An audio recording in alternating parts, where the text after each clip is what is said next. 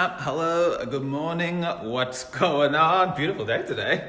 A bit bloody gloomy the previous couple of days, but weather is on point today. I want to share a couple of words before I head back into the office on investing. And just a reminder that if it's not putting cash in your pocket every month, then it's a liability, not an asset. People have this idea, I'm going to go buy a house, and they think that they're investing and building asset. First and foremost, that's a liability. It's going to cost you cash.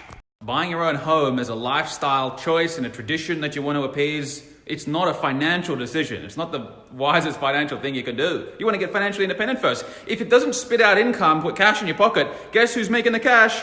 You. You got to go and show up at work. When people go and get these massive big mortgages, they work all their fucking life. They get trapped in this thing in the hamster wheel, going to bloody work to pay for the house that they leave empty all day, going to work to pay for the thing. So then people say, well, what about if I go and get in a little investment property here and I can get some tenants in, they can bring their dog in to take a big shit on the floor, and then their roof can fall down and the fridges need to be fixed and all the thing. And you can still do well with that. But the first thing I ask these people is, does it put cash in your pocket every month? And so often they say, well, at the end of the financial year here, I go and see my accountant and we do our tax return. I have to get a little depreciation schedule made up here, and then I got to do a triple backflip. And then at the end of all that, I might, after the tax deductions, get a little bit of a in the pocket here from having the investment property. Fuck that. That property that you've got yourself is a speculation. It's not an investment, it's not an asset, it's a speculation. You bought it at a price, and the only way that it's going to pay off for you is if sometime in the future someone goes and buys it off you for a higher price and you have no control over that.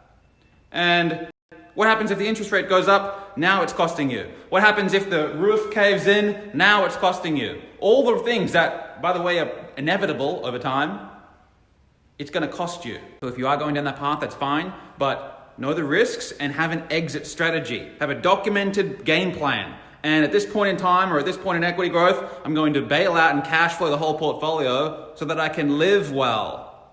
And speaking of exit strategies, by the way, if you're in business, if you do a business, you want to know where you're at with that. A lot of people, I was talking to one of my friends here recently, and a lot of people have businesses that are doing well on paper, $1 million, $2 million a year in revenue, but in their pocket, they get like $100,000 a year. They can wrap that whole thing up and sell the whole business, and maybe they get $1 million for the business. They're just banking 10 years worth of their income, 10 years of busting ass every day, and they can get it in one juicy hit.